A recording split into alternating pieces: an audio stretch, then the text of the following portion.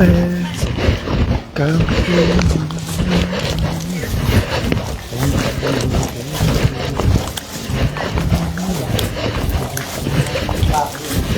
เสร็จไปเสร็จที่อยากฟังท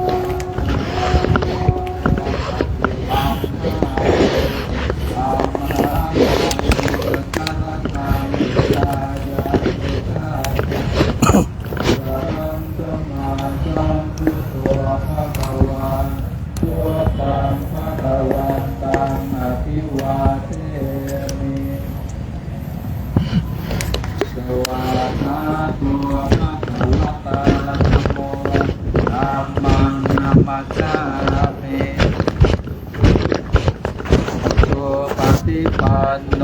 ภะคะวะโตสาวกสังโฆสังฆังนามามิอันตมยังพุทธัสสะภะคะวะโตอุปภาคณามการังกะโรมะเสนะโมตัสสะภะคะวะโตอะระหะโต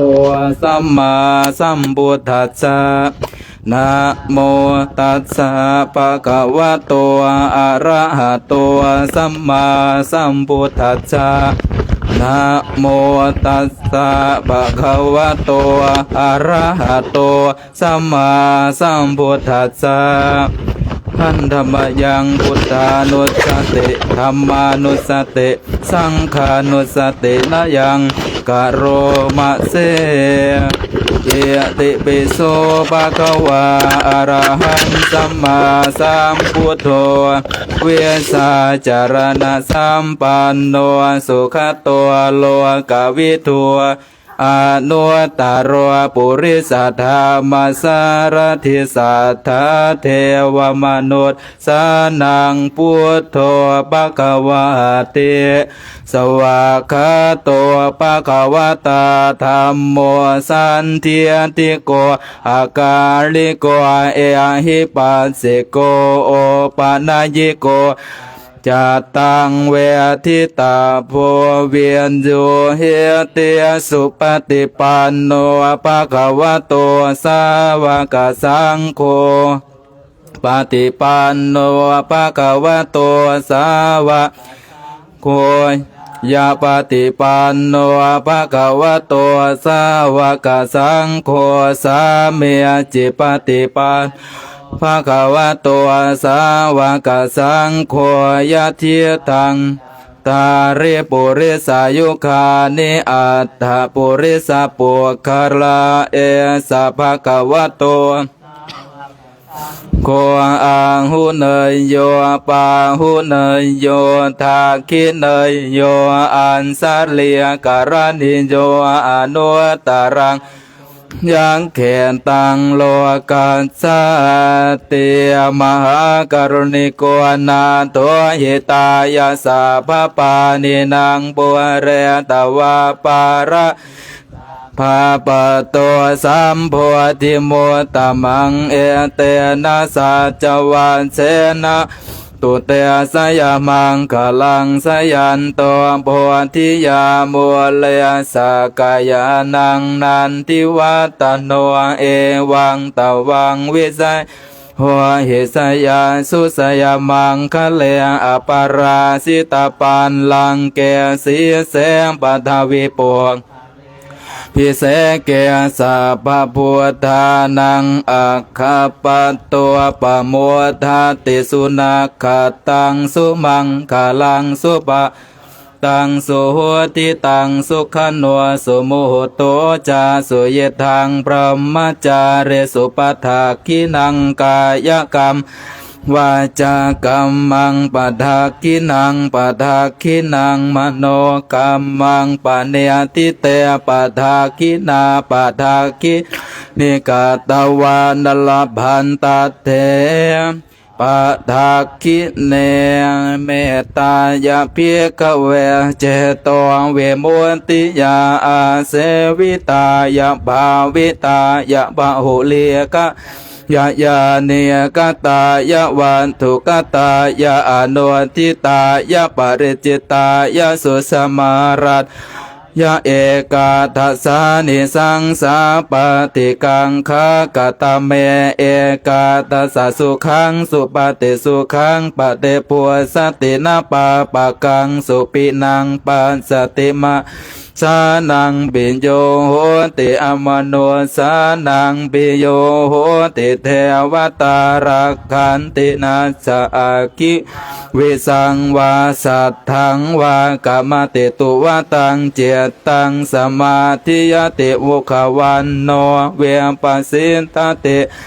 มุระโหกาลังการวันติอุตตะเริงอปติเวสันโตพรหมโลโหติเมตตายะภิกขเวเจโตเวมุตติยาอาเสวิตายะภาวิตายะบาหุเลียกตายะยาเนียกตายะวาตุยะอนุทิตายะปริจิตายะสุสมารัตถายะอิเมเอกาทัสสานิสังสาปฏิกังคติอิธรรมโวจะปะอัตตมนาเตเพียคูภะคะวะโตภาสิตังอภินันทุนเตภะวะตุสัพพะมังคะลังราคันตุสัพเทวตาสัพพะพุทธานุภาเวนัสสะทาโสติปวันตุเตมปวัตุสัพพะมังขันตุสัพพะเทวตาสัพพะธัมมานุภาเวนัสสะทาโสติปวันตุเตปวัตุสัพพะมังคลังรักตุสัพพะเทวตาสัพพะสังฆานุภาเวนัสสะทาโสติปวันตุเตหันตัมบยังเมตตาปรนังกโรมะเสสัพเพสัตตาอเวราหุนตุขอสัพพสัตว์ทั้งหลายทั้งปวงที่เป็นเพื่อนทุกข์เกิดแก่เจ็บตายด้วยกันทั้งหมดทั้งสิ้นจงเป็นสุขเถิดอย่าได้มีเวรต่อกันและกันเลยอัปปยาปัชชาโหนตุจงเป็นสุขเถิดอย่าได้ปัญญาบาทเบียดเบียนซึ่งกันและกันเลยอานิคาโหนตัวจงเป็นสุขเถิดอย่าได้มีความทุกข์กายทุกข์ใจเลยสุขีอัตตานังปริหารันตุจงมีแต่ความรักษาตนให้รอดพ้นจากทุกโทษเวรภัยอันตรายทั้งปวงจงทุกตัวหน้าเถิดกะตังปุญญาพลังไมสัพเพภาคียปวันโตเตขอสัพพสัตว์ทั้งหลายทั้งปวงเหล่านั้นจงเป็นผู้มีส่วนได้เสวยผลบุญที่ข้าพระเจ้าทั้งหลายได้บำเพ็ญแล้วนี้เถิดกระพาพร้อมกันอรหังสัมมาสัมพุทโธภะคะวาพุทธังภะคะวันตังอภิวาเทมิสวากขาโตภะคะวะตาธัมโมธัมมังนามัสสามิสุปฏิปันโนภะคะวะโตสาวกสังโฆสังฆังนามามิ มาตาเปิตัวครูนังอหังวันทามิกรัวอุปสาอาจาริยากรุณังอหังวันทามิน้อมจิตน้อมใจกราบคุณครูบาอาจารย์อีก3 ครั้งพร้อมกันแล้วครับครับ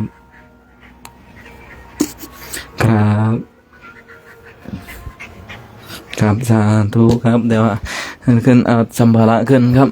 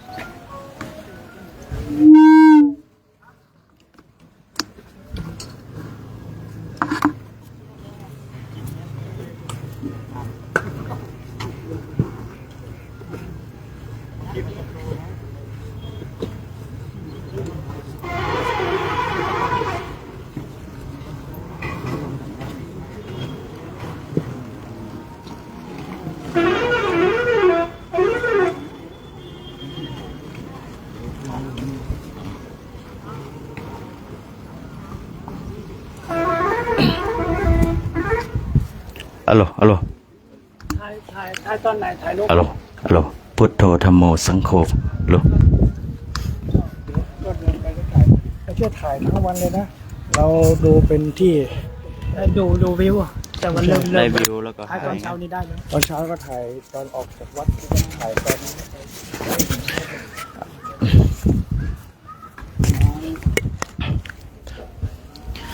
สุขสวัสดีสุขีเจริญพรออกตนญาติโยม อยู่ทางบ้านทางเฮือนเนาะตอนนี้ก็ได้เวลานาทีกำลังจะออกเดินแล้วทางพ่อแม่ครูบาอาจารย์ก็ได้มาสวดมนต์ไหว้พระก่อนออกเดินเนาะอยู่บ่อนพระใหญ่อยู่วัดไทยธรรมิกราชอยู่ประเทศอินเดียเนาะตอนนี้กำลังลงไปตังเฮวอยู่ทางด้านลุ่มตอนนี้ก็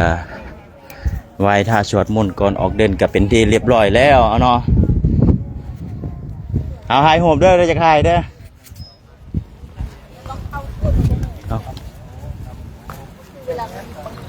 เอาสาธุสาธุสาธุอันทีมสาธุอนุโมทนาเข้ามาได้เนาะโอ้ท่าใหญ่ญาติโยมเว้ยอยู่ประเทศอินเดียอยู่รัฐพิหารอยู่พุทธคยาเนาะเอ้ยบ่แม่นอยู่อีสานว่านี่เนี่ยบ่ฮู้กันปะหายเนี่ย ท่านผมทีก็ประมาณหัว หายนะครับ เป็นก็น้อยอยู่ป่ะ อาจารย์ต้นอยู่ตรงนี้เราถ่ายรูปแม่คุณแม่อาจารย์ต้นอยู่อาจารย์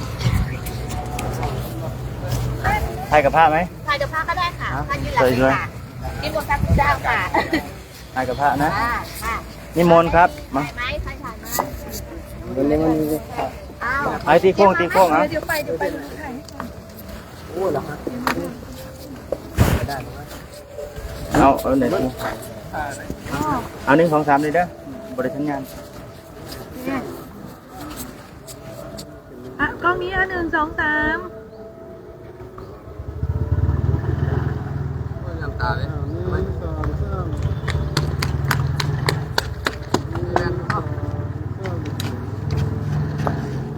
เดี๋ยวโยมด้วย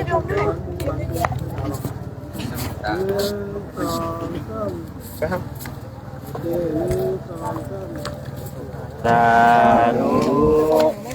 สาธุเจริญพรเนาะญาติโยมที่เข้ามาเบิ่งในไลฟ์สดฝากกดไลค์กดแชร์กดติดตามเอาบุญ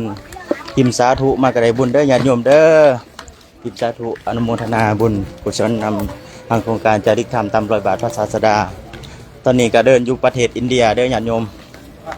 เดินอยู่ประเทศอินเดียกำลังจะเดินความวัดสวดมนต์เรียบร้อยแล้วก่อนออกเดินกำลังจะเดิน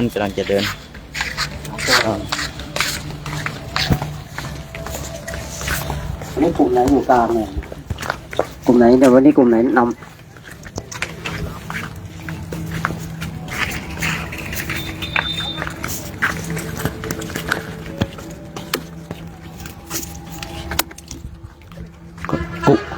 กลุ่ม4แล้วเนี่ยโมโก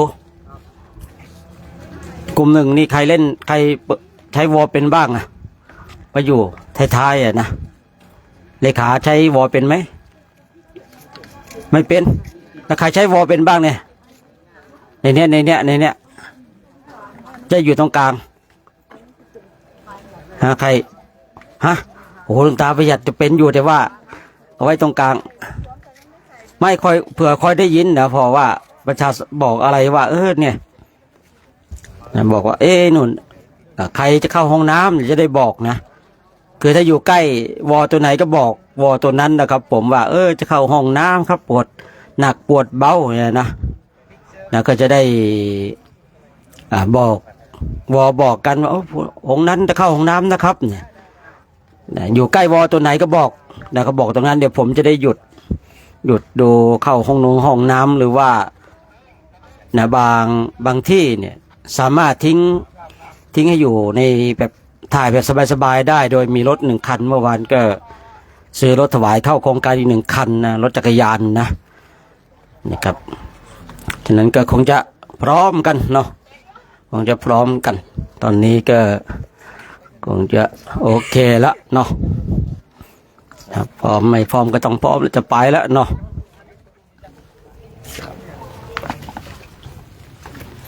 สวัสดีตอนสายๆของวันนี้ที่วัดธรรมิกราชเนาะวันนี้เราก็จะเดินเข้าสู่ตามรอยบาทพระศาสดาที่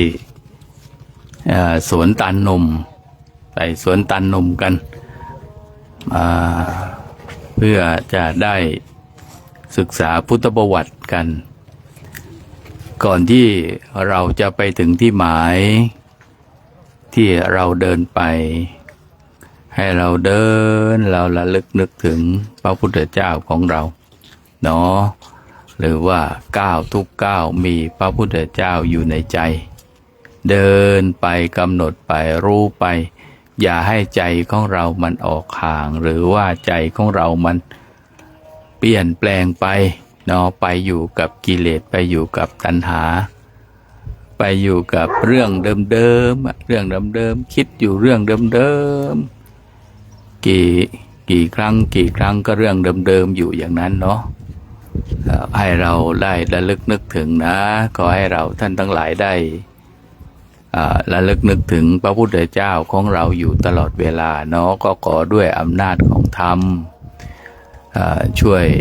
ปกป้องคุ้มครองรักษา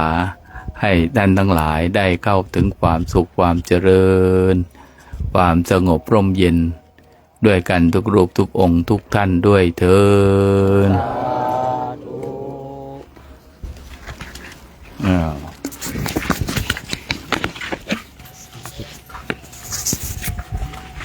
ถ่ายรูปสักหน่อยไหมนะถ่ายรูป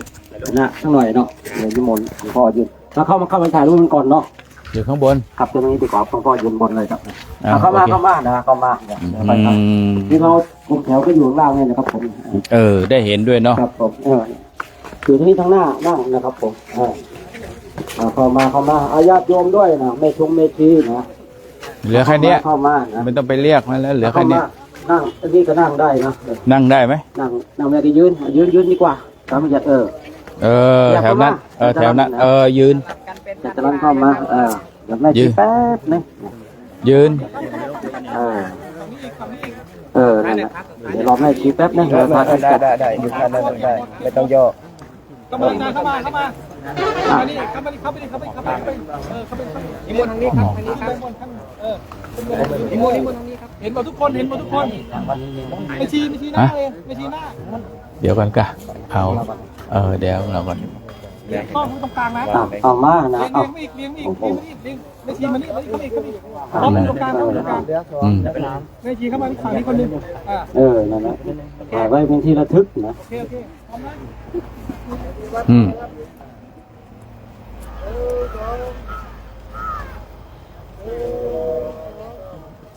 อืม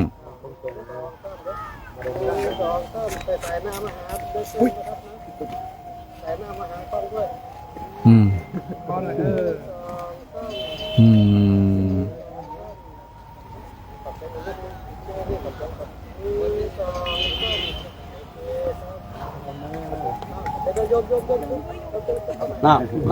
ไม่เข้ามา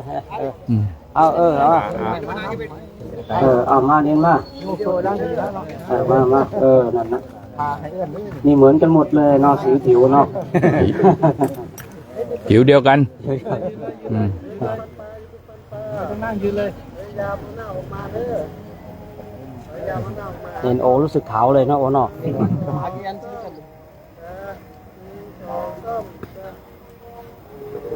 วิดีโอนะพี่เต้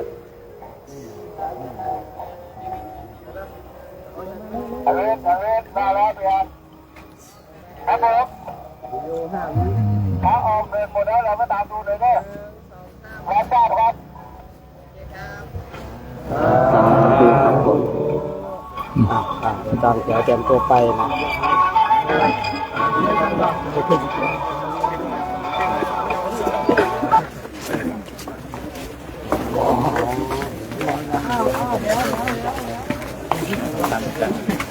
เดี๋ยวมันเข้าแถวออกนี่ดีกว่าเนาะฮะนั่งเลยใช่เอาตรงนี้ไงเนาะไปกลุ่มไหนนิมนต์นะนิมนต์ครับครับไม่ถือไม่เท่าไรครับ20กิโล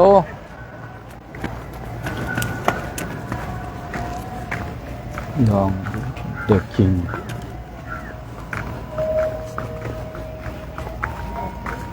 อืม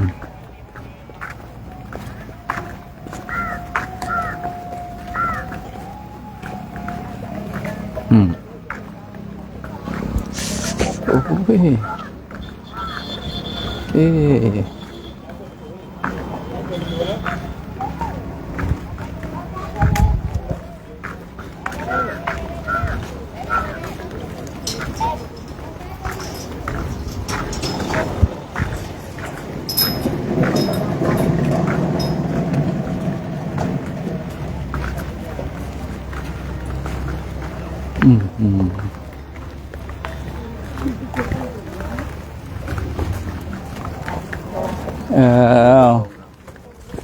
สาธุโอ้ให้กี่แกนเนี่ย2นะคนละ2สาธุ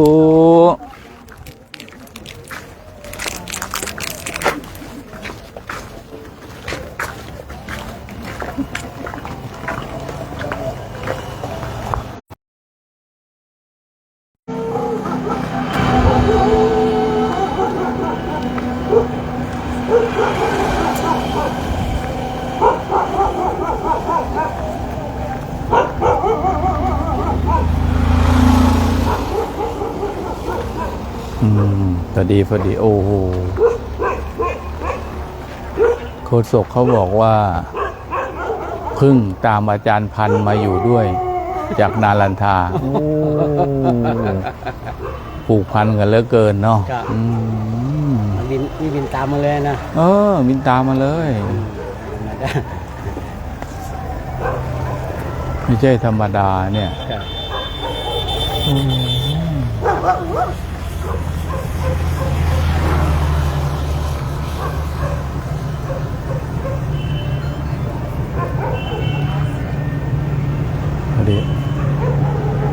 กลุ่มอะไรวะนะ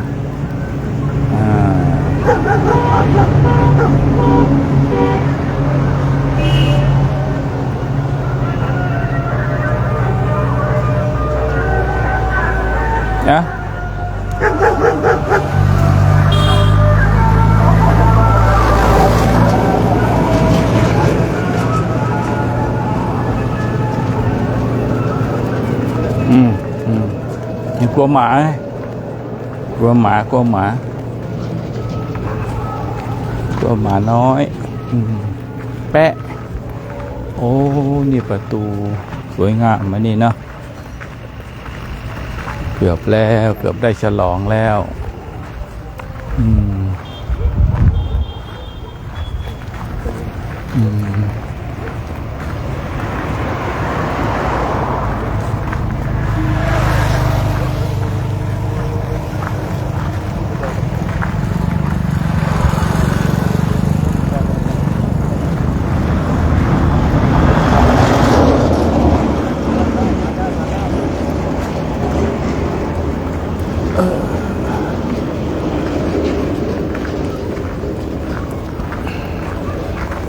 อันนี้ที่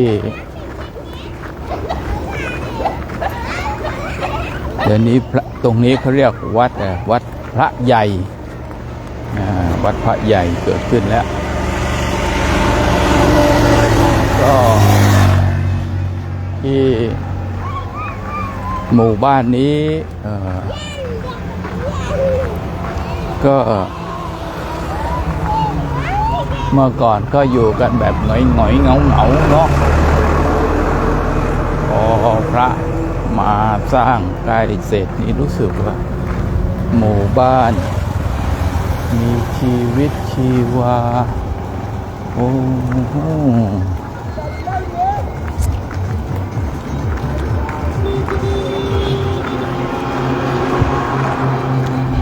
วัดเป็นเสมือนให้ผู้คนได้อยู่กัน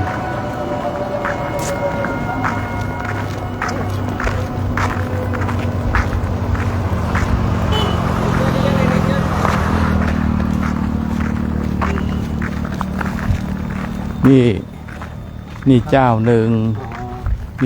งทำไมก็ต้องก่อกำแพงเพราะว่าถ้าซื้อที่แล้วไม่ก่อเขตแดนเนี่ยถ้าอีกฝ่ายหนึ่งลุกไปจะเรียกร้องอะไรไม่ได้ศาลเขาก็จะต้องก่อแล้วศาลก็จะบอกว่าอ้าวก็ที่ของคุณทำไมไม่รีบทำอะไรกันไว้น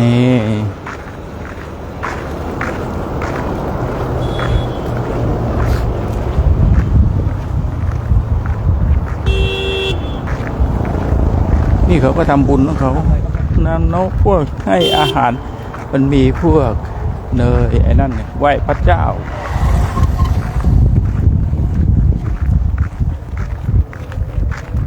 แม่บ้านหลังนี้เด่นเนี่ยนะ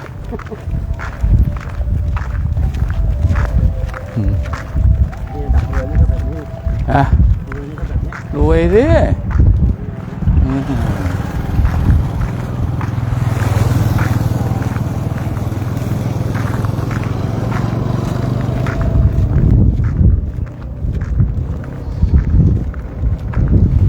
ถ้าอย่างนี้สร้างเสร็จใช่ไหมไม่ขยายแล้วครอบครัวเนี่ยมันเป็นครอบครัวของคนรุ่นใหม่ไม่ขยายถ้าไอ้ที่เราเห็นบางที่เขาไม่ฉาบปูนไม่อะไรไม่มีอะไรเหล็กโผล่ไว้นี่เขาเตรียมขยายครอบครัวขยาย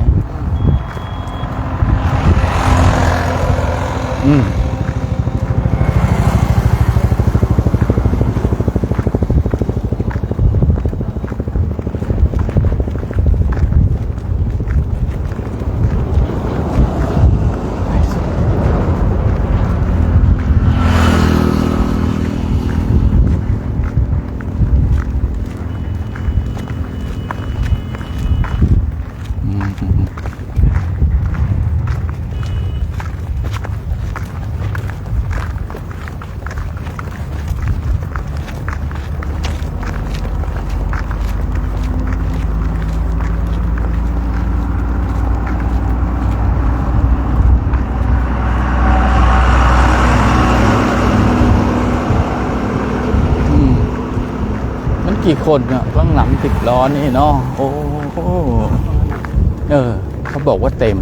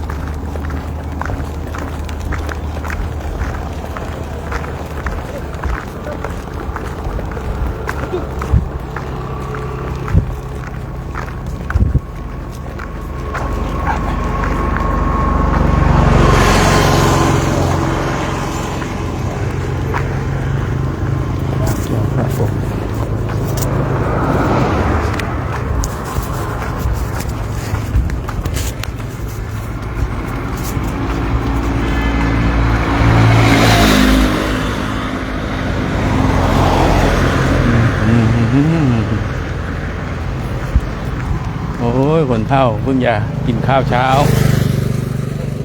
ก็เล่นปุรีไปแล้วนะ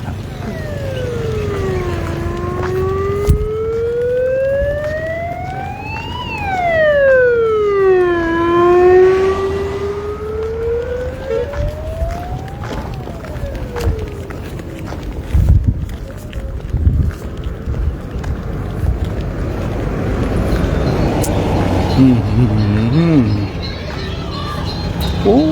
น้ำใสนะโชคเอ้ยใสจริงๆเนาะ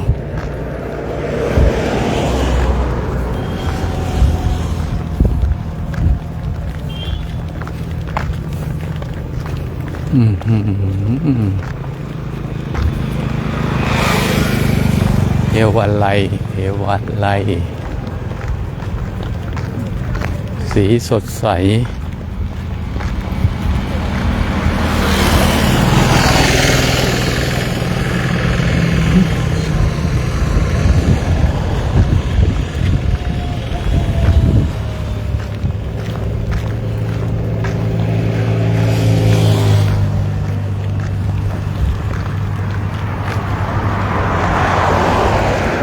นั่นนะ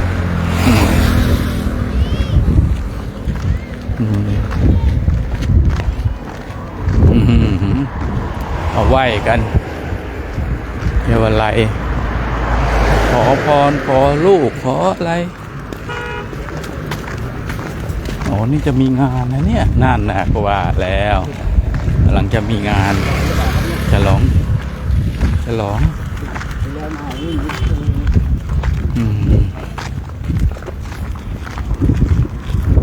อย่างเมื่อวานที่เขาถวายนะเขาฉลองเขาจัดงานทุกๆปีแบบชลินสามพี่น้องน่ะอุรุเวงคสปะที่เขาจัดงานอย่างนั้นทั้งปีเขาจัดงานอย่างนั้นคนก็จะมาชุมนุมกันนะ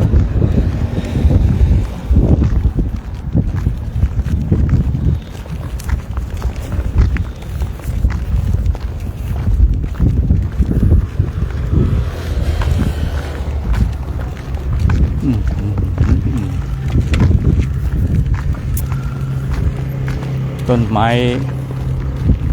ต้นนั้นที่อยู่ระหว่างเขานั้นไม่แน่จริงอยู่ไม่ได้นะลมแรงอ่ะเนาะ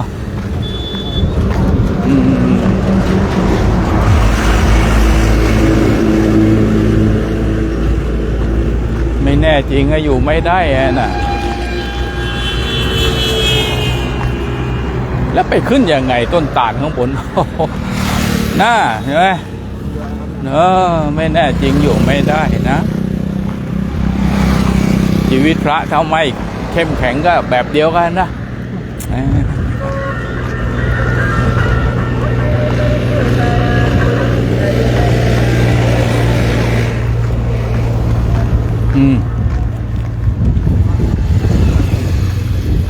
โอ้โหใจเนาะ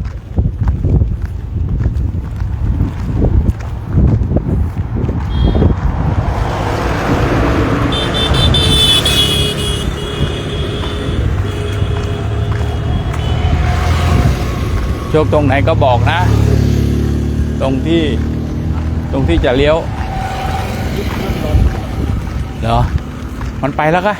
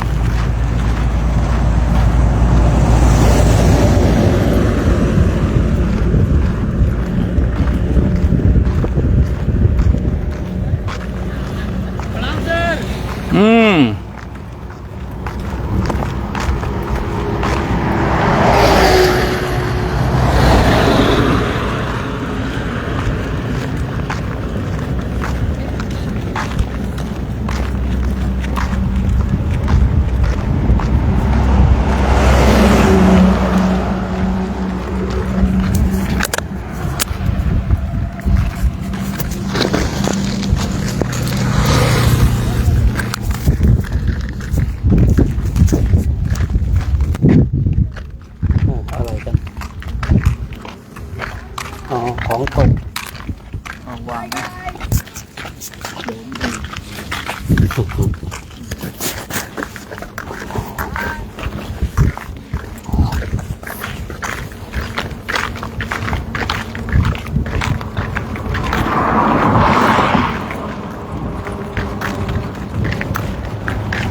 ขอเจริญพรในช่วง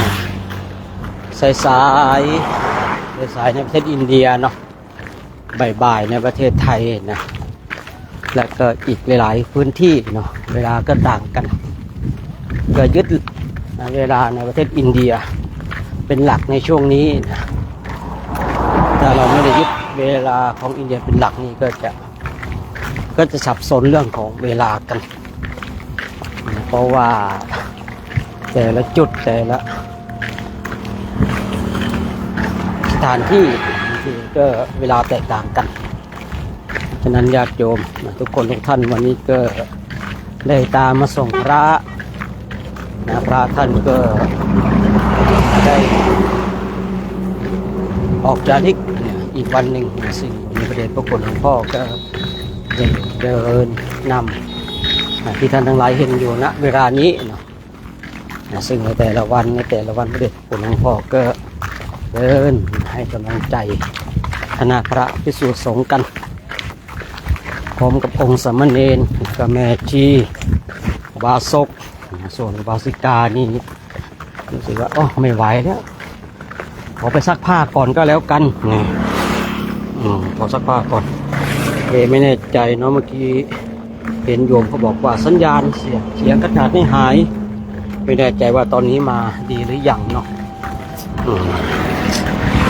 ตอนนี้เราก็กำลังมุ่งหน้าเข้าสู่สวนตาลหนุ่มซึ่งสวนตาลหนุ่มนี่ก็เป็นสถานที่ที่พระพุทธเจ้าของเราได้แสดงธรรมโปรดพระเจ้าพิมพิสารคือในข่าวที่พระองค์ได้แสดงธรรมที่ชื่อว่าอาทิตตปริยสูตรที่ฝั่งแม่น้ำนิรัญชลาเป็นเหตุให้ปัญจวัคคีย์ขอประทานอากาศดินสามพี่น้องพร้อมกับบริวารได้บวชเป็นพระภิกษุสงฆ์พระเจ้าพิมพิสารเองก็รู้นะเพราะว่าพระเจ้าพิมพิสารเนี่ยก็ได้มาในช่วงที่ท่านอุรุเวกัสสปะนี่จัดประเพณีบูชา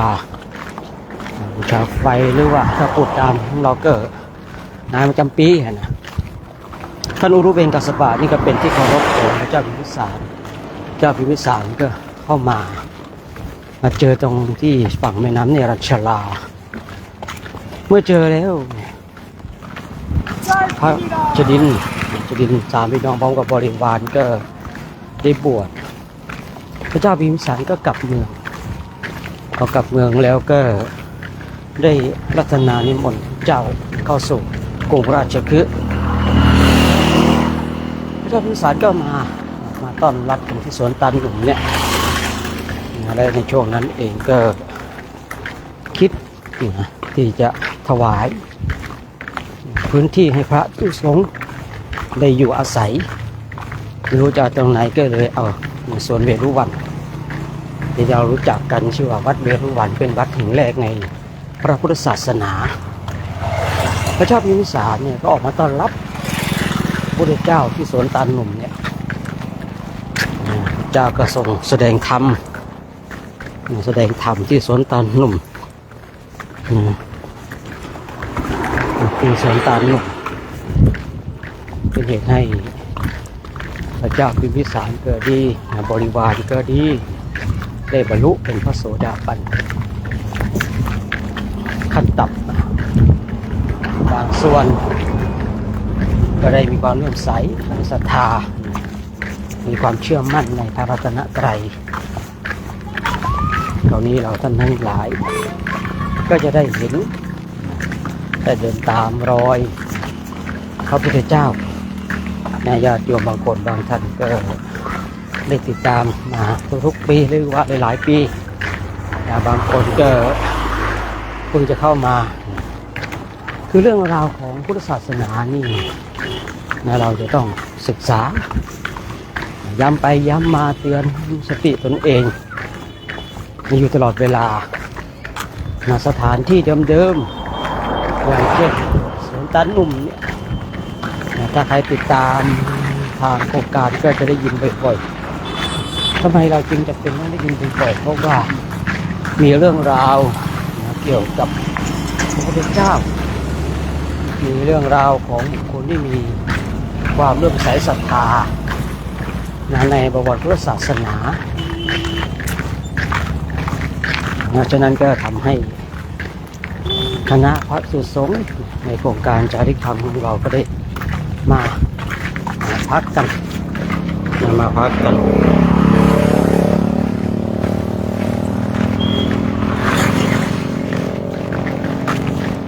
งเราจะแวะตรงนี้ครับแวะตรงนี้แต่ไม่รู้รถครับ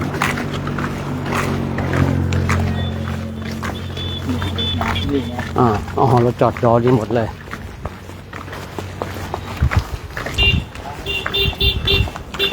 ตอนนี้เราหลบถนนใหญ่นิดนึงเข้าสู่ถนนหลอกซอกซอยแล้วนะเมื่อกี้เราเดินตามถนนใหญ่ตอนนี้เราก็หลบก็มาตามตรอกซอกซอยนี่ก็ว่ากันไปนะญาติโยมเนาะวันนี้ก็บรรยากาศ11 โมงเนาะที่ประเทศอินเดีย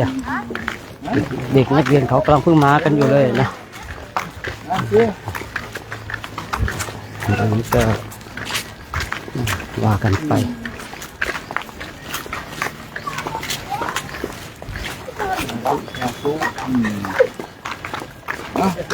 รับพ่อค้าโปมมาตรการครับครับตอนนี้พระเดชพระคุณหลวงพ่อก็ได้มาส่งเราเนาะตอนนี้เราก็ต้องขับเคลื่อนต่อไปญาติโยมขับเคลื่อนต่อไปไปถึงจุดหมายปลายทางอันนี้เราก็จะเข้าสู่สวนตาลหนุ่มมาชาพูดไปนะทำไมมีแต่ตาลหนุ่มอ่ะแก่ไม่ได้นะแก่ก็บอกผ้าผ่าตาลที่ประเทศอินเดียเนี่ยนี่คือพระวิทยากรนักบรรยายเขาถามมีโยมคือแบบคนทัวร์คณะทัวร์เข้ามาเขาเกิดพูดคุยไปเขาก็บอกว่าสวนตาลหนุ่มก็มีคณะทัวร์ถามทำไมสวนตาลหนุ่มมาไม่มีตาลแก่เลยเขาไม่รู้ว่ายังไงเขาเลยบอกอ๋อแก่ไม่ได้ตาลที่นี่แก่ไม่ได้ถ้าแก่แล้วฟ้าผ่าเลยมีแต่ตาลหนุ่มอันนี้เขาเล่ากันเป็นโจ๊กเป็นขำๆนะแต่เขาก็ว่านะว่าฟ้าก็ผ่าจริงๆนะต้นตาลแถวนี้นะแต่ฟ้าอินเดียนี่มันก็บอกว่ามันจะผ่าตรงไหนก็ผ่าคนในประเทศอินเดียเนี่ยตายที่ถูกฟ้าผ่าเนี่ยเยอะมากเหมือนกันนะประชากรที่ถูกฟ้าผ่าเนาะว่าฟ้าที่อินเดียเนี่ยอยากจะผ่าตรงไหนก็ผ่ามันมีอารมณ์มานอนลงผ่าก็ผ่าไปประชากรหรือว่าบุคคลที่ถูกฟ้าผ่านี่ก็เยอะพอสมควร 10,000 से 1 लाख तक की खरीदारी करने पर विशेष गिफ्ट दिया जा रहा है। जी हाँ, आपका अपना रंगमहल शॉपिंग मॉल। तो आज भी आइए ना। บางคนไม่เชื่อว่ามาอยู่อินเดียเนาะเลยได้ยินเสียงรถขายน่าจะเป็นรถขายของเลยนะไม่ใช่ขายของรถน่าจะเป็นโปรโมทพวกร้านค้าร้านขายห้างสินค้าประมาณนั้นนะ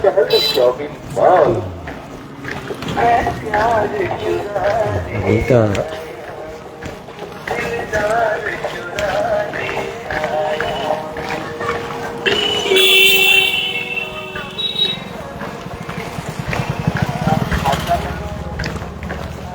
ย้อนกลับมาที่สวนตันหนุ่มพาที่นี่นะอยากพาทั้งก็พาเลยไม่พิทันแกของเมียตาหนุ่มเรียกสวนตาหนุ่มอันนี้เป็นวิทยากรเขาพูดคุยกับลูกทัวร์เขา ลูกตัวเขาถามอยู่ก็เหมือนกับที่มีคณะหนึ่งเข้ามาเนาะอาจารย์เขาก็นั่งหลับบนรถเนี่ยเหยียบก็กับระเบิดนะอาจารย์เขาก็ถามพอดีเห็นปล่องไฟที่เขาเผาก้อนอิฐเป็นแท่งขึ้นไปแล้วก็มีควันขึ้นนะแต่ว่าข้างในคงจะไม่ได้จุดนะเลยไม่มีควันอาจารย์ก็ตื่นขึ้นมาเลยโยงถามอาจารย์นั่นอะไรโอ้นั่นเสาอโศกจอดไปเวียนประทักษิณกัน ที่ไหนได้นะเป็นบ่องไฟนะที่เขาเผาถ่านเผาดินอิฐนะเขาลงไปเวียนประทักษิณกราบไหว้เขาด้วยนะอาจารย์ท่านนี้ท่านก็มาใหม่แล้วเนาะแหมแต่ชื่อเนี่ยรู้จักกันทั่วประเทศเลยนะถ้าชื่อเขานะรู้จักกันทั่วประเทศเลยนะมันก็มาใหม่ท่านก็แบบตื่นขึ้นมาโยมถามก็จับไม้ให้ได้กับพูดอ๋อนั่นคือเสาอโศกจอดเลยนะมาจอดแล้วก็เวียนประทักษิณกราบพระไหว้พระกันมันก็เป็นเรื่องเล่า เรื่องเล่าของเสาอโศกบางสิ่งบางอย่างเนาะอาจารย์พูดก็ไม่ใช่จะถูกทุกอย่างนะญาติโยมจะต้องเข้าใจด้วยแต่ว่าเราได้ยินได้ฟังนี่ก็ให้เป็นเครื่องในการค้นคว้าการศึกษาที่นั่นสวนตาหนุ่มที่พระพุทธเจ้าของเราได้แสดงธรรมโปรดพระเจ้าพิมพิสารโปรดแสดงธรรมเรื่องอะไรก็นี้ไม่พ้นอนุบพิกถานะโดยส่วนมากคือพระพุทธเจ้าเราลองมาพิจารณาดูเนาะพระองค์ทรงแสดงธรรมเนี่ยแสดงไปตั้งแต่เรื่องพื้นปกติคือพูดง่ายๆว่า1 2 3 4เรียงลำดับไปถ้าไม่ได้พูดจิตเจตสิกเลยนะพิสูจน์ให้ดูคุยเรื่องจิตเจตสิกทานรูปแต่พระองค์เนี่ยทรงคุยแสดงแต่เบื้องต้นเนี่ยเราลองคิดดูเรื่องของอนุบุพพิกถาเรื่องของทานพระองค์คุยเรื่องทานในยุคของเรานี่ถ้าพระรูปใดคุยเรื่องของทานเนี่ยไม่มีความรู้ไม่ใช่พระอรหันต์โน่นไปนู่นเลยนะบางคนผมพูดเคยพบเคยเจอเคยได้ยินอยู่ว่าพระรูปใดคุยเรื่องทานไม่ใช่พระอรหันต์เป็นพระที่อยากได้นั่นไปกันใหญ่เลยเนาะโน่นละพระที่ต้องคุยเรื่องจิตพระที่ต้องคุยเรื่องอภิธรรมโน่นเราเป็นพระอรหันต์ย้อนกลับมาดูพระพุทธเจ้าของเรานะพระองค์ทรงแสดงธรรมโปรดเวนยสัตว์เริ่มต้นด้วยอะไรทานไม่ได้แล้วมาคุยนะอริยสัจสี่ไม่ใช่นะไปศึกษาดูแล้วเนี่ยโอ้โหพระองค์คุยเรื่องทานเริ่มต้นด้วยทานเป็นส่วนมากเลยนะอนุบุพพิกถาเนี่ยอนุบุพพิกถาอย่างแสดงโปรดปัญญคีทั้ง5ทำไมต้องคุยธรรมจักรทำไมต้องคุยเรื่องของอนัตตเพราะว่าคือนี่เป็นฝ่ายนักบวชนักบวชนี่คือพูดง่ายๆว่าบารมีเพิ่มพูนเยอะหลุดจากทานไปแล้วคุยแสดงโปรดชดิน3พี่น้องทำไมคุยเรื่องอธิตตปริยยสูตรเพราะอะไรเขารู้จักทานมาแล้วรู้จักทานแต่ถ้าเป็นคนโดยทั่วไปแม้แต่พระราชามหากษัตริย์ก็คุยเรื่องทานโอ้โห FC มาเยอะเลยญาติโยมปีแล้วก็มานี่เนี่ยปีแล้วก็มายืนคอยอย่างเงี้ยญาติโยมนี่ขนาดเขาไม่รู้ว่าเราจะมานะญาติโยมเพียงเขาเห็นปุ๊บแป๊บเดียวเท่านั้นเองนะแค่แป๊บเดียวเท่านั้นเองนี่แค่แป๊บเดียวเท่านั้นนะบายบายบายบายบายบายบายบายบายบายบายบายเฮ้ยว่าไงโอ้ โอ้โหว่าไงแม่ใหญ่ฮะโอ้โหอันนี้นะถ่ายรูปด้วยราชกีนะราชกีyes ราชกี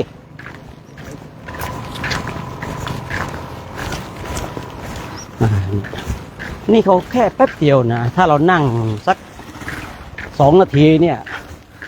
รับประกันได้มาทั้งหมู่บ้านเลยอันนี้คือเทวาลัย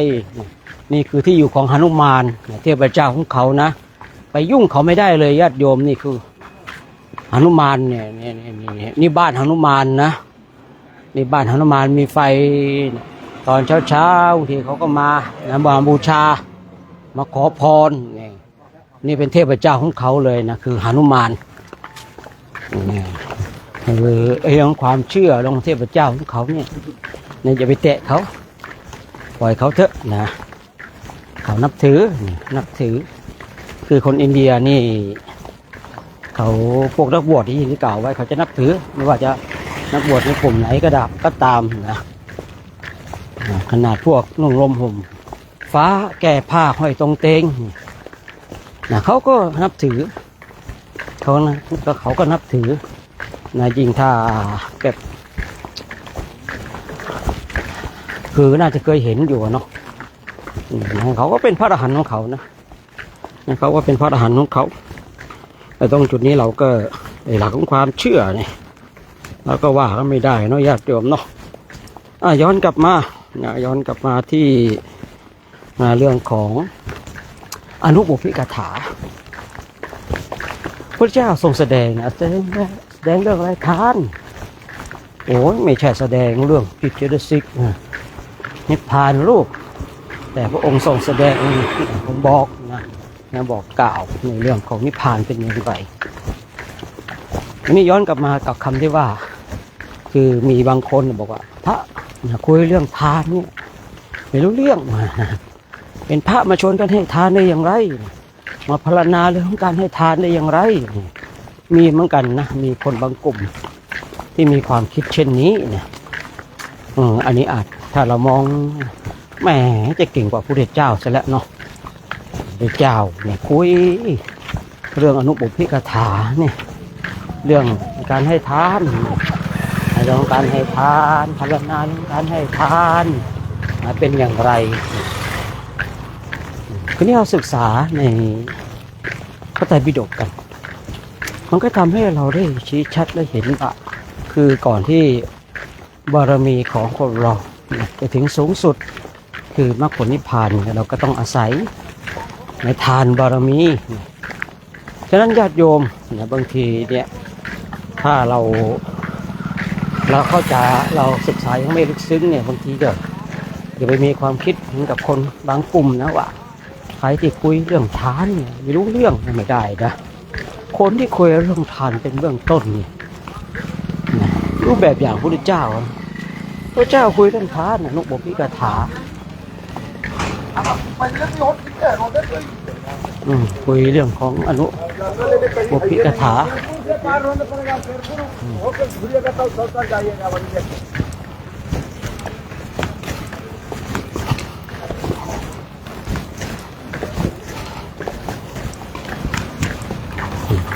เนี่ยบางคนบางท่านเนี่ยจะจาคะจะทำบุญสุนทานยังทำไม่ได้เลยเนาะแหมทำแค่นี้ไม่ได้เอามรรคเอาผลได้อย่างไรนะนี่เทวาลัยเขาเยอะเหลือเกินเทวาลัยเขาเยอะแบบนี้เทวาลัยเขานับถือหนุมานบ้างแม่กาลีบ้างศิวลึงบ้างถ้าเป็นศิวลึงนี่แสดงว่าเขานับถือพระศิวะที่ก็ไปเขาก็ท่องไปโอ้นามาศิวะหนึ่งทีนะพระกเนศก็มีนะเทพเจ้าเยอะอินเดียเนี่ยเทพเจ้าเยอะ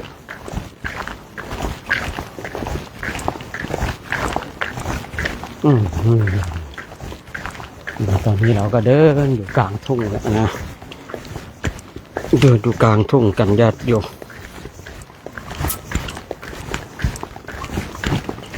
อากาศตอนนี้มาอยู่ทางโซนฮินดูเลยครับคือทั้งประเทศเนี่ยนะอินเดียเนี่ยทั้งประเทศเลยนะเพราะว่าทางอินเดียเนี่ยเขาฮินดูเป็นหลักพุทธน้อยนะพุทธน้อยมากเลยนะแต่ช่วงหลังก็จะมีพุทธใหม่เกิดขึ้นนะแต่ส่วนมากคนอินเดียเขาก็จะฮินดูกันเป็นศาสนาที่คือเก่าแก่เนาะทางอินเดียนี่ไม่ว่าจะอยู่มุมไหนนี่เขาก็จะมานับถือพราหมณ์ฮินดูกันก็จะนับถือพวกหนุมานพระศิวะเจ้าแม่กาลีพระพรหมพระนารายณ์แต่สองข้างทางเนี่ยในถิ่นเนี่ยที่เดินไปในโดยส่วนมากก็จะที่พบเจอบ่อยๆคือหนุมานกับศิวลึงหนุมานก็เป็นอาหารเอกของพระรามพระรามนี่ก็เป็นอวตารหนึ่งของพระนารายณ์เนาะพระนารายณ์นี่อวตารมาเป็นพระรามเพื่อที่จะมาปราบทศกัณฐ์เพราะว่าทศกัณฐ์เนี่ยขอพรบำเพ็ญตบะมาไม่แน่ใจว่าทศกัณฐ์ได้พรจากพระพรหมหรือพระศิวะนะอันนี้ต้องขอประทานอภัยก็เป็นหน้าที่ของพระนารายณ์ที่ลงมาปราบจะต้องอวตารมาเป็นพระรามที่เราเคยได้ยินได้ฟังได้อ่านได้ดูกันนะหนุมานก็เป็นทหารเอกของพระรามพระรามก็มีพลักษณ์เป็นน้องชายมีนางสีดานี่เป็นมเหสีของพระรามนางสีดานี่ก็ไม่ได้คุยเรื่องความเด็ดเดี่ยวนะของผู้หญิงนี่คือมั่นใจในความบริสุทธิ์ของตนเองเนี่ยตอนที่ทศกัณฐ์ได้รับตัวนางสีดาไปอยู่ที่กรุงลงกาไม่อยู่กรุงลงกาเนี่ยนะคือทศกัณฐ์อยากจะพูดเลยง่ายเนาะถูกใจนางสีดาตามภาษาคงเราก็อยากจะปั้มมาเนาะอยากจะปั้มแต่ว่าไม่ได้นางสีดาก็เป็นหญิงที่มีบารมีมีบุญทศกัณฐ์เนี่ยเข้าใกล้ไม่ได้เข้าใกล้แล้วร้อนตอนที่พระรามพระลักษณ์หนุมานที่จะไปชิงตัวนางสีดามาเนี่ยทำศึกกันนานเลยนะทำศึกกันอยู่นานฝ่ายพระรามชนะได้ตัวนางสีดามาคือเนี่ยเมื่อได้แล้วมาแล้วเนี่ยคือปากของคนเนี่ยที่ผู้พูดเคยบอกว่าปากของคนนี่น่ากลัวพระรามพระลักษณ์หนุมานสามารถเอาชนะกรุงลงกาได้แต่ไม่สามารถเอาชนะปากคนได้เนาะคือพูดง่ายๆว่าปากของคนนี่น่ากลัวไม่ว่ายุคใดการใดก็ตามไม่ว่าศาสนาใดก็ตามปากของคนน่ากลัวนี่ชาวบ้านชาวเมืองเขาก็เลยแบบไม่มั่นใจในความบริสุทธิ์ของนางสีดาเพราะว่าถูกทศกัณฐ์เนี่ยจับตัวไปเป็นเหตุให้เกิดความวุ่นวายณเวลานั้นหญิงคนใดหญิงคนใดนะหญิงคนใดนี่ไปที่ไหนกลางค่ำกลางคืนหรือว่าไปค้างอ้างแรมที่อื่นเนี่ยไม่เอาที่ถูกสามีรังเกียจเลยเขาว่าเนี่ยแต่ตามภาษาของเราเนี่ยทำตัวไม่ดีเหมือนกับนางสีดาพูดเช่นนั้นเลยเกิดความวุ่นวายคนนี้เองเนี่ยเรียกว่าพระรามถึงแม้จะมีฤทธิ์มีอำนาจเก่งสามารถเอาชนะท้าวทศกัณฐ์ได้แต่ไม่สามารถเอาชนะปากคนได้นะก็ไหลหลงเชื่อไปว่าแรกๆก็ตั้งมั่นดีเนาะน้ำหยดลงหินทุกวันหินมันยังกร่อนนับภาษาอะไรกับจิตใจคนอันนี้ไม่ว่าเขาไม่ว่าเราเนาะยกเว้นพระอรหันต์นะพระอรหันต์นี่ จะใช้คำนี้ไม่ได้ว่าน้ำหยดลงหินทุกวันหินยังก่อนใช้กับพระอรหันต์ไม่ได้แต่ถ้าปุถุชนเนี่ยคำนี้ใช้ได้แรกพระรามนี่ก็เชื่อในความบริสุทธิ์ใจของนางสีดาแต่จากวันเป็นเดือนจากเดือนเป็นปีคนทั้งหลายเนี่ยที่ได้กล่าวเมื่อสักครู่นี้ว่า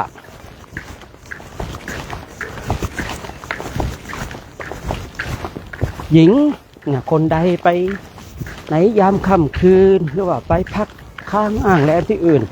สามีก็จะรังเกียจแล้วนี่ไงทำตัวเหมือนกับนางสีดา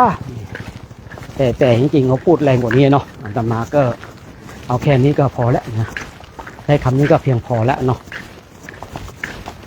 เกิดความวุ่นวายคนกับป้ายพูดกันไปก็เนี้ยพระรามแรกๆก็เชื่อมั่นในความบริสุทธิ์ของนางสีดาจากวันเป็นเดือนจากเดือนเป็นหลายๆเดือนจากบุคคลที่มีความเชื่อมั่นเริ่มเคลือบแคลงสงสัยตกลงนี่นางสีดาพระมเหสีของเราเนี่ยบริสุทธิ์หรือเปล่าเนี่ยพูดตามภาษาของเราอะแหมไปแอบได้เสียกับทศกัณฐ์หรือเปล่าประมาณนั้นนะนางสีดาก็เอาย่อๆก็แล้วกันเนาะก็เลยแบบลุยไฟพิสูจน์ความบริสุทธิ์ของตนเองคือถ้าให้เขาก่อไฟเนี่ยให้ชาวบ้านชาวเมืองมาดูนางสีดาก็ตั้งสัตย์อธิษฐานเลยตั้งจิตเลยนะถ้าตนเองบริสุทธิ์อย่าให้ไฟเนี่ยมาทำอันตรายได้แต่ถ้าว่านางเนี่ยไม่บริสุทธิ์ไม่มีอะไรกับทศกัณฐ์ขอให้ไฟเนี่ยเผาตัวเองนางตั้งอธิษฐานสัจจะอธิษฐานเสร็จก็เดินลุยไฟทีนี้ลุยไฟได้แสดงความบริสุทธิ์ของตนเองแล้วก็แสดงความบริสุทธิ์ของตนเองแล้วเนี่ยคือไฟไม่ไหม้ร่างของนางสีดาคืนนี้เองเนาะจากแต้มที่เป็นรองกายแต้มที่เป็นต่อแล้วตัวเองบริสุทธิ์นี่ไม่เอาก็ได้นะฉันแสดงความบริสุทธิ์แล้วฉันไม่อยู่ก็ได้ไปเลยหนีไปเลยนางสีดาต่อไปก็เป็นอะไรพระรามก็ต้องตามง้อเนาะคุยไปคุยมาเห็นอนุมานนะมาจบลงที่นางสีดานะที่จริงเรื่องมันยาวยิ่งกว่านี้นะเรื่องมันยาวยิ่งกว่านี้แต่ว่าก็เอาย่อๆนะ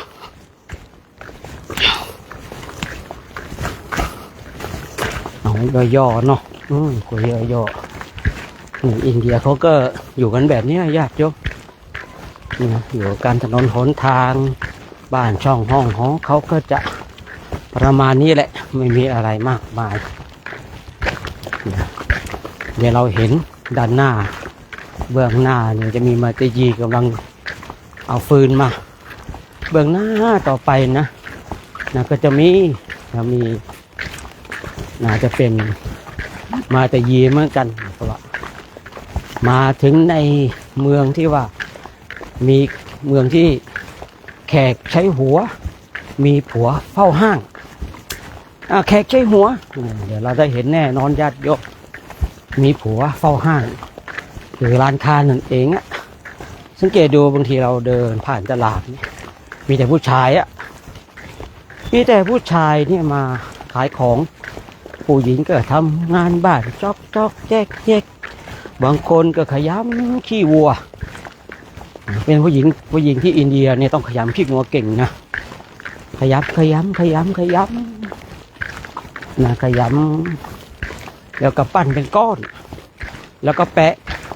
ตามฝาผนังอะไรอย่างมันเด้งเนาะ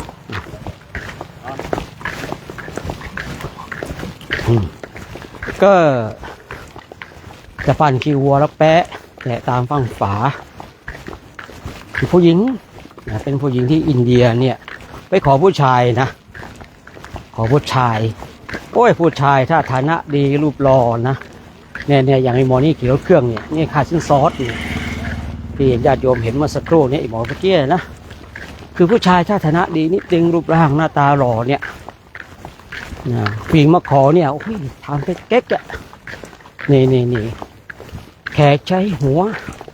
มีผัวเฝ้าห้างนี่เขาใช้หัวนะเป็นไงเอ้ยมันได้ยีเอ้ยโอ้มองตาขวางเลยอะเรียกมันได้ยีไม่ชอบใจอะทีนะ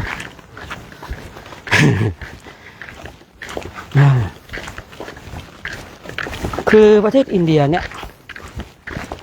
ผู้ชายถ้าฐานะดี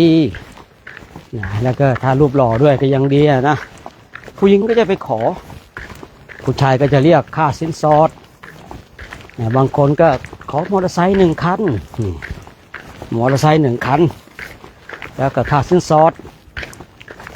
มันเป็นสิ่งที่ถูกต้องเมื่อผู้หญิงขอไปขอผู้ชายนะขอมาแล้วนะผู้ชายมีหน้าที่เลี้ยงดูละผู้หญิงอยู่บ้านละเขาก็เลยว่าเมืองเรามาอยู่ในเมืองแขกใช้หัวมีผัวเฝ้าห้างคือผู้หญิงไปขอผู้ชายฉันไปขอคุณมาเลี้ยงดูฉันนะถ้าพูดตามภาษาของเรานะฉันไปขอคุณเนี่ยฉันยอมเสียค่าสินสอดแต่เมื่อฉันขอคุณเนี่ยคุณต้องมาดูแลฉันนะผู้ชายจริงๆก็แต่แรกก็ยิงนะผู้หญิงไปขอเนี่ยบางทีก็ไม่โอ้บางทีไม่ชอบก็เรียกค่าสินสอดแพงๆไปผู้หญิงสู้ไม่ได้ก็ถอยไปเพราะอะไรคือถ้าตกลงปรงใจรับแล้วเนี่ยเมื่อขอเสร็จแต่งงานเสร็จอันนี้กลับตาลปัดเลยผู้ชายจะต้องดูแลทุกอย่างผู้ชายต้องดูแลทุกอย่างผู้หญิงก็อยู่บ้านนะอยู่บ้านเลี้ยงลูกนะผลิตลูกนะผลิตไขมันผลิตหน้าท้องไขมันหน้าท้องเนี่ยนะเพราะอะไรอ่ะคือไม่หน้าที่ผลิตไขมันอย่างเดียวเพราะอะไรถ้าภรรยาของตนเองเนี่ยผอมแห้งแรงน้อยออกงานสังคมเขาก็จะโทษฝ่ายชายว่าอ้าวคุณเนี่ยเลี้ยงดูเมียคุณอย่างไรทำไมเมียของคุณผอมจังเนี่ยแต่ถ้าว่าอยู่บ้านภรรยาอยู่บ้านผลิตไขมันเดินนี่พุงกระเพื่อมพอออกงานสังคมเนี่ยโอ้ยเนี่ยผัวมันเลี้ยงดีเหลือเกินนี่ผัวมันเลี้ยงดีเหลือเกินเนี่ยผัวมันเลี้ยงดีอ่ะเนี่ยเขาก็ได้คุยกันอย่างนี้นะส่วนของบ้านเราอ่ะผู้ชายไปขอผู้หญิงผู้ชายไปขอผู้หญิงเนาะขอไปแล้วก็ช่วยกันทำมาหากินช่วยกันนี่ก็คือก็จะกลับตลปัดนิดนึงในการขอเกิดมาเป็นผู้ชายในอินเดียนี่ก็ยิงได้เนาะนี่ตอนที่ยังโสดอยู่นี่ยิงได้นะแต่ถ้าว่าแต่งงานแล้วยิงไม่ได้นะไม่ได้แล้วทีนี้เขาก็คือเขาแบบสมมุติว่าสามีตายเนี่ยนะสมัยก่อนนี่ภรรยาต้องตายตามไปด้วยนะสมัยก่อนเนี่ยในช่วงนี้บางรัฐก็ยังมีอยู่นะแต่ว่าคือถ้าพอสามีตายภรรยาต้องตายตามแต่ช่วงก่อนนี่มีแต่ช่วงหลังนี่มีเฉพาะบางรัฐเท่านั้นเองคือพูดง่ายๆตายก็ฝ่ายชายตายฝ่ายหญิงไม่ต้องตายแต่ช่วงหลังมันมีกฎหมายเข้ามามันก็เลยเปลี่ยนบ้างแต่สิ่งหนึ่งที่ยังคงอยู่น้อยที่เขาจะเปลี่ยนคือเมื่อสามีตายแล้วเขาก็จะยังคงความเป็นโสดอยู่อย่างนั้นนะอันนี้ก็ยังมีอยู่แต่ช่วงหลังนี่มันโลกของอินเทอร์เน็ตเข้ามาเมื่อโลกของอินเทอร์เน็ตเข้ามาแล้วมันก็ทำให้อะไรหลายๆอย่างเปลี่ยนไปสมัยก่อนไม่เห็นผู้หญิงขับรถมอเตอร์ไซค์นะประเทศอินเดียเนี่ยช่วงหลังเริ่มเห็นสมัยก่อนมาปีเล็กๆเลย นะตอนแรกจะไม่เห็นผู้หญิงใส่กางเกงยีนนะแต่มาช่วงหลังก็เริ่มเห็น มันก็เหมือนกับบ้านเราสมัยก่อนนะที่ว่าบางคนแต่นุ่งผ้าถุงเนี่ยนี่มาถึงหัวเข่าหรือว่าเลยตาตุ่มมากๆนี่ไม่ได้แล้วคนนี้ใช้ไม่ได้นะแต่มาช่วงหลังนี่ไงมันไม่นุ่งกันแล้วเนาะเหมือนกันมันค่อยๆเปลี่ยนไปนะมันค่อยเปลี่ยนไปตามกาลเวลาเนาะญาติโยมเนาะค่อยๆเปลี่ยนไปนะตรงนี้เองก็คือช่วงก่อนเนี่ยช่วงก่อนนี่มาเนี่ยเห็นผู้หญิงเห็นวิ่งเนี่ยนะมีอยู่ปีหนึ่งนะโอ้โหได้ฉุดก็มาเข้าห้องอะแล้วเดินกันไปอย่างนี้นะไม่ได้ฉุดเข้าห้องญาติโยมโอ้โหอันตรายมากเลยนะมาก็ยังคุยกับพระโอ้โหผมนี่ก็หล่อไม่เบานะเกือบถูกแขกเขาฉุดเข้าห้องซะแล้วอันนี้เล่าเรื่องขำๆเนาะเล่าเรื่องขำๆอิงความจริงนิดหน่อยอิงความจริงนิดหน่อยนะเส้นยังไม่ถึงนะที่เขาผ่านไปงั้นเลยคุยกับพระว่าโอ้โหเดี๋ยวนี้มันร้ายนะไว้ใจไม่ได้เลยเดี๋ยวนี้นะอย่างนี้ไว้ใจไม่ได้นะสมัยก่อนเนี่ยเป็นผู้หญิงเนี่ยวิ่งนะยิ่งถ้าคนรวยๆนี่เขาจะไม่ลงมาเขาจะอยู่บ้านชั้นบนเขาจะดูผู้คนเฉพาะทางหน้าต่างอย่างเดียวยังเหมือนในพระไตรปิฎกที่เราได้ย่างเจอกันนะฮัลโหลนายนี่คือบ้านช่องห้องหอเขานะมีสาวกำลังทำความสะอาดผมโน่นนั่นหลังนู้นรวยนิดนึงเนี่ยไม่จะรวยเยอะเลยนะออกมาดูถ้าสาวได้วิ่งหนีไปแล้วถ้าแก่ๆยังแอบดูอยู่นี่คือบ้านของเขาเนี่ยอันนี้หญิงสมัยก่อนไม่มีจะเนี่ยสมัยก่อนไม่มีรอบที่จะฮัลโหลโบกป้ายโบกมือนะผู้หญิงนะแต่สมัยนี้ก็เปลี่ยนไปถึงว่าเมื่อสัก 2-3 ปีมั้งนะ2 ปีแล้วมาเดินกันอย่างเงี้ยนะก็ฉุดมาเข้าห้องกันไงโอ้นะพระเดินไปแถวเงี้ยนะนั่งคุยกันอยู่นะก็เลยแซวกับพระว่าโอ้โหผมนี่ก็หล่อไม่เบาเลยนะโอ้โหนี่คิดว่าเพราะว่าอะไรอินเทอร์เน็ตญาติโยมเนี่ยดูเนี่ยอินเทอร์เน็ตเข้ามาแล้วมาถ่าย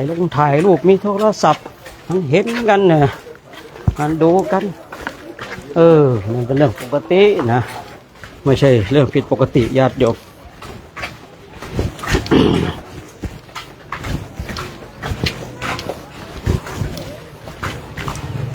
นี่ก็เราก็กำลังเดินไป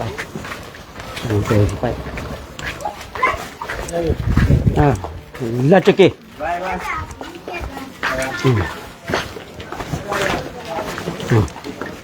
สาธุนะสาธุ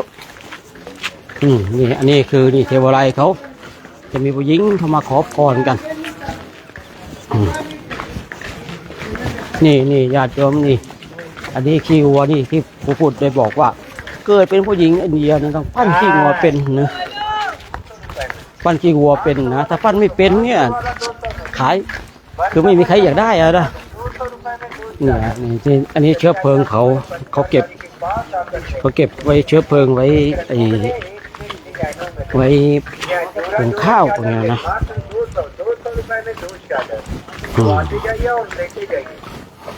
हाँ तो किधर है आपका ध्यान यही है मेरे गाड़ी पे ज्यादा का दुकान मात्र 200 रुपए में 2 चादर สัญญาณอินเทอร์เน็ตก็คงจะดีบ้างไม่ดีบ้างนะเพราะว่าเราบางทีก็อยู่ในเขตที่เจริญบางทีก็ไม่ค่อยเจริญจะเกณฑ์ไม่ได้เนาะ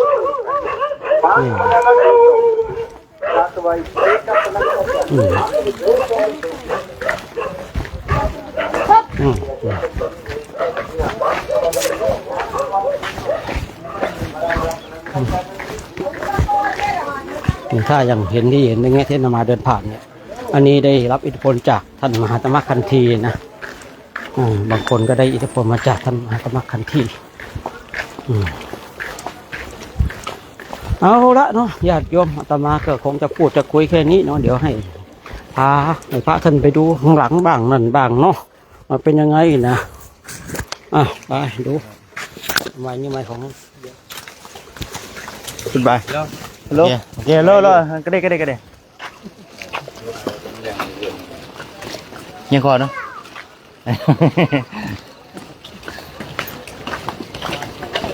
สาธุเจริญพรญาติโยมเนาะนี่ก็คือเฮ็ดดินแดนพุทธภูมิอินเดีย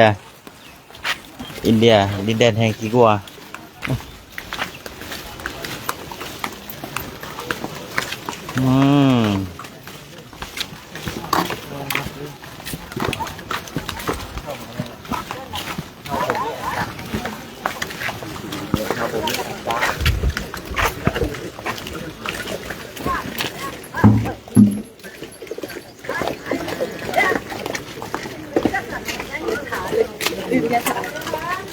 ว่ามันตื่น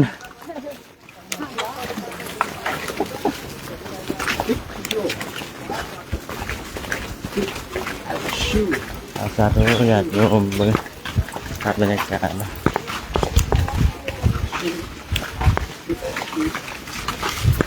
เมืองกลางนี่แม่มาสิเมืองกลางใต้กลางขวาไอ้ที่เดี๋ยวเมืองแต่ทางเดินบ่เห็นยังได้ต้องเอาบรรยากาศทางสองข้างทางของ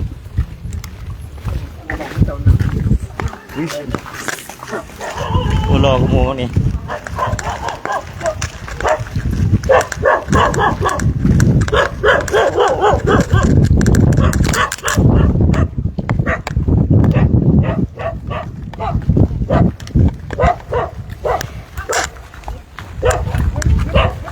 ทัด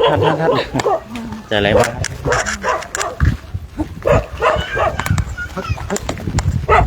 ฮัชมันไรมั่วเลยไรกล้วย5แน่นอนทัดเกิดมามีกระตามมากันใช่กระตามมาคุณทองเนี่ย เนี่ย ดูดิตามมาคุณทอง มาสเต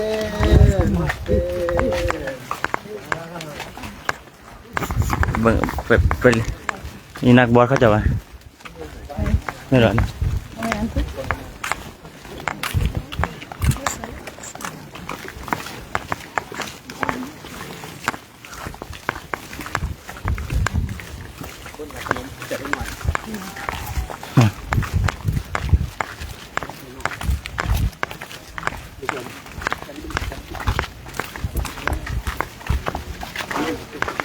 อินเดียแห่แล้วนี่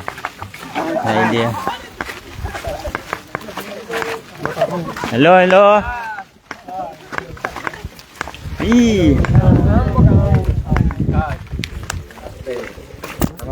นมัสเต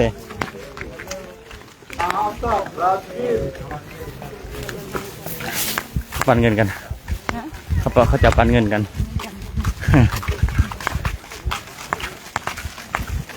เอาใครยันโยมพังบานได้สิเอาก่อนนะไปอยู่ให้คือบอกดีเหรอพอเอานี่จากบ้านกันเอาเป็นเฮ้ยนิดนึง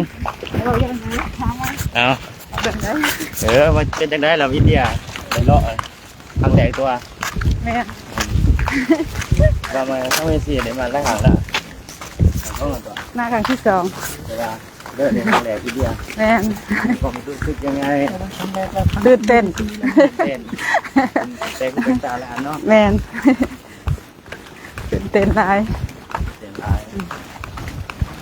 เมื่อไหร่ต้นละเอาดิจมไปโหลดป่ะ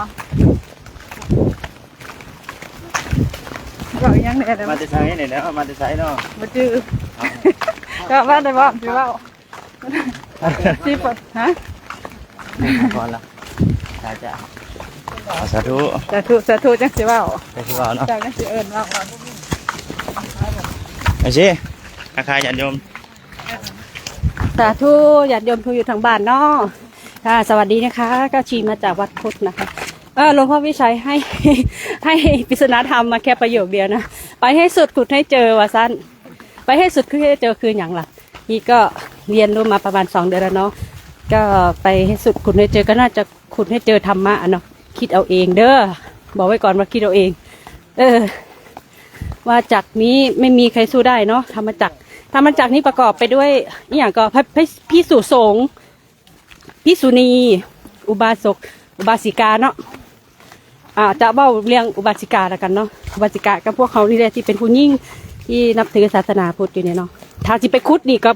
ขี้ก็ชิวาสินาจะเป็นบ่อน้ำเนาะที่เพิ่นบอกว่าไปให้สุดกุดเจอนี่คือบ่อน้ำที่ไปคุดบ่อน้ำพักเสียยังเป็นเครื่องมือจะเป็นเครื่องมือนั่นจะเอายังล่ะเฮ้อถ้าเป็นอุบาสิกาก็น่าจะเป็นศีลไม่ใช่ทานศีลภาวนาเนาะอุบาสิกาเนาะทานน่ะคืออย่างทานก็คือการให้ทานเนาะบริจาคทานเนาะแต่ว่าทานเป็นภาษาบาลีชีบาลูเด้ออาจจะมีทานนามัยหรืออะไรสักอย่าง5 อย่างเนาะจำไม่ได้ เอาเป็นทานแล้วกันเนาะอุบาสิกาเนาะเริ่มต้นจากทานเนาะก่อนที่ทานได้มันก็ต้องมีศรัทธาแม่นบ่ถ้าเฮามีคนต่างชาติแฟนต่างชาติเนี่ยอยากให้เขานับถือศาสนาเฮาเนี่ยให้เพิ่นมีศรัทธาก่อนถ้าเพิ่นมีศรัทธาก็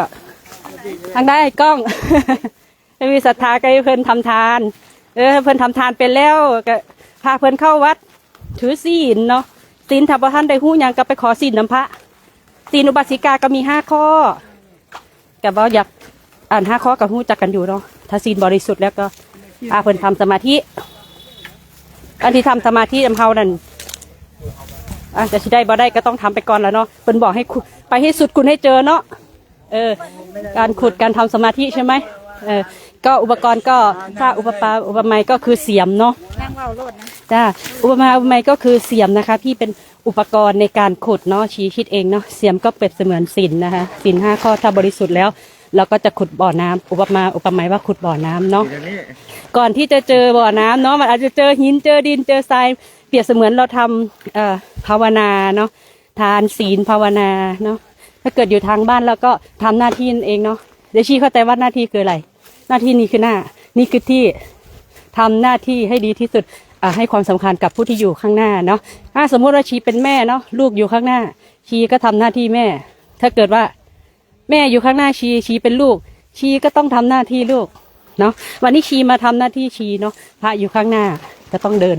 ระมัดระวังเนาะให้ความสำคัญผู้ที่อยู่ตรงหน้า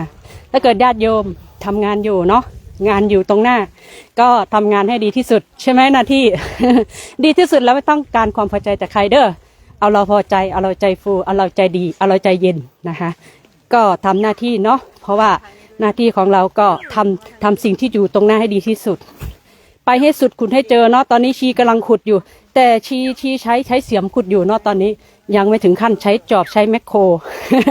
กำลังสุดตอนนี้กำลังเห็นดินเห็นทรายยังไม่เห็นบ่อน้ำเด้อชีกำลังขุดกำลังเรียนรู้อยู่ได้มานี่หน่อยเนาะอย่างเมื่อวานเหนื่อยนะหลวงพ่อบอกให้ว่านะโมนะโมนะโมอะไรคิดไม่ออกไม่คิดออกอยู่เขาไม่มีอะไรนะไม่มีต้นไม้เนาะนั่นแหละเขาไม่มีต้นไม้ชีคิดออกว่านะโมอะไรนะโมพุทธะนะโมพุทธะก็โอ้มันแปลว่าอะไรเนาะมันน่าจะแปลว่าพระองค์ตรัสรู้ได้เองและรู้ได้เองเนาะโดยชอบโดยไม่มีใครบอกเพราะว่าภูเขานั้นท่านบำเพ็ญทุกข์ท่านก็น่าจะรู้เองบนภูเขานั้นเพราะว่าคำนี้มันผุดขึ้นมาตอนอยู่ภูเขานั้นพอดีนะโมพุทธะ แปลว่าอะไรพระคุณเจ้าตรัสรู้เองได้โดยชอบเนาะก็จะประมาณนี้แล้วทีนี้มันก็ผุดขึ้นมาอีกตรงเมื่อวานนี้เนาะตรงรางรถไฟเมื่อทรมานแล้วเราก็ยังขุดไม่เจอน้ำอีกเนาะเจอหินเจอทรายอยู่เนาะไปให้สุดก็ไม่ได้เจอเมื่อวานก็เจอแค่หินเนาะเมื่อวาน ยังไม่ได้เจอทรายยังไม่ได้เจอน้ำเนาะอุปมาว่านับถือศีล 5ศีล 8อยู่เนาะยังไม่ถึงกับว่าขุดไปเจอแต่ว่าสมาธิก็พอได้เรียนรู้บ้างนะคะแต่ว่าก็เช้ากลางวันสายเย็นนะ4 บัลลังก์3 บัลลังก์เนาะที่นี่นอกจากจะเดินหนักแล้วชีจะเล่าให้ฟังสวดมนต์ก็หนักด้วยค่ะเดินหนักสวดมนต์หนัก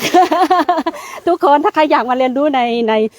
นกลุ่มของจาริกธรรมนะคะ1นะคะ รียมตัวดีลีทนะคะดีลีทคอมของคุณให้หมดเลยไม่ต้องเอาอะไรมาเลยเอาศรัทธามาอย่างเดียวแล้วค่อยมาเรียนเอารู้ทีหลังเนาะดีลีทมันดีลีทคอม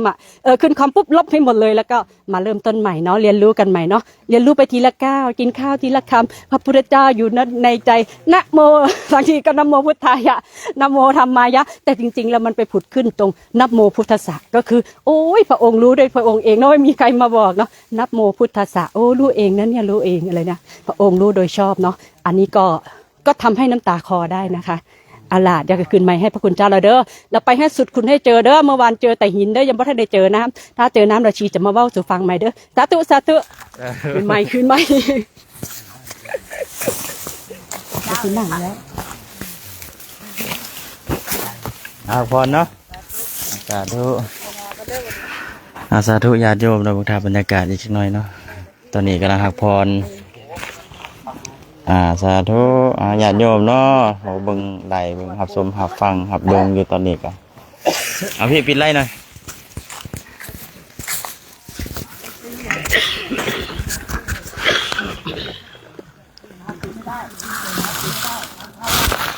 สวัสดีครับเมื่อกี้ที่แม่ชีพูดไปทั้งหมดเห็นด้วยครับแล้วก็ขอปิดไลฟ์สดไว้เพียงเท่านี้นะครับสวัสดีครับนี่อย่างนี้แหละฮะ พี่เลยสาธุ พี่ไม้ปิดไลฟ์หน่อยครับก็วันนี้ก็ขอลงไลฟ์จบไลฟ์เพียงเท่านี้นะครับ เดี๋ยวจะก่อนที่ผมพูดเมื่อกี้เห็นด้วย เห็นด้วยครับกับที่พี่หนานป๊อปได้พูดไปเมื่อกี้นะครับพระคุณเจ้าเห็นด้วยสาธุอนุโมทนาด้วยนะหนานป๊อปนะโอเคครับก็ขอลงไลฟ์เพียงเท่านี้นะพระคุณเจ้าก็ตอนนี้ก่อนจะเที่ยงก็อาจจะก๊อบแก๊บกันนิดหน่อยก่อนเที่ยงนะครับก็เดี๋ยวเปิดไลฟ์ใหม่ก็น่าจะประมาณเย็นๆนะครับสาธุ